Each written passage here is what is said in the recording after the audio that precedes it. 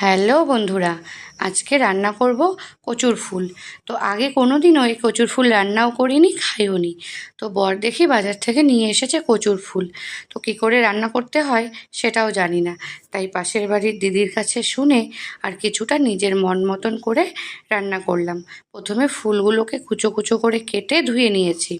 এবারে একটু ভাপিয়ে নেব, তার জন্য গরম জলে সব ফুলগুলো দিয়ে দিলাম। এই যে দেখো বন্ধুরা, ভাপানো হয়ে গেছে। আর একটু সেদ্ধও করে নিয়েছি, মোটামুটি খুব একটা সেদ্ধ করিনি।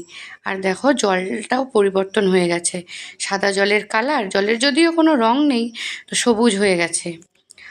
রান্না করার জন্য নিয়েছিলাম ছোট মাছ, সেখান থেকেই কিছুটা মাছ মনে হলো যে মাছটা দিলেই ভালো লাগবে, তাই সেখান থেকে কিছুটা মাছ ভেজে নিলাম এই কচু ফুলে দেওয়ার জন্য। তো তাদের কাছে শুনেছি এখানে শুকনো মাছ বা চিংড়ি মাছ দিলে ভালো হয়। তো শুকনো মাছ তো আমাদের খাওয়া বারণ, আর হাতের কাছে চিংড়ি মাছও ছিল না, তাই এই মৌরলা মাছই দিয়ে দিলাম।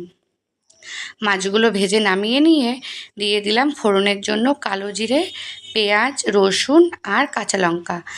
সব কিছু ভালো করে ভেজে এরপরে দিয়ে দিয়েছি ভাপিয়ে রাখা কচুর ফুলগুলো,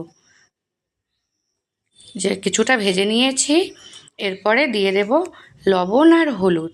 তো আমি তো রান্না আগে কোনো দিনও করিনি, তো শুনে শুনেই রান্নাটা আজকে আমি করলাম।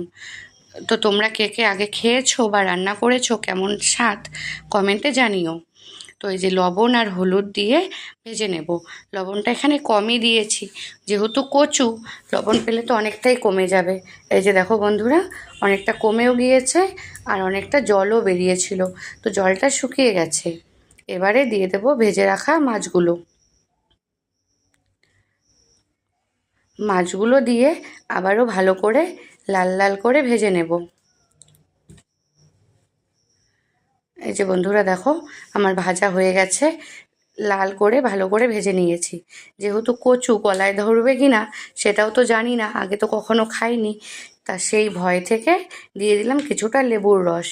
লেবুর রসটা ভালো করে মিশিয়ে দেব, এবারে নামিয়ে নেব। তো এই যে দেখো বন্ধুরা, নামিয়ে নিয়েছি, কি সুন্দর লাগছে দেখতে। তো আমার রান্নাটা ঠিকঠাক হয়েছে কি না কমেন্টে জানিও। আর যদি ভিডিওটি ভালো লাগে একটি লাইক, কমেন্ট, শেয়ার করো।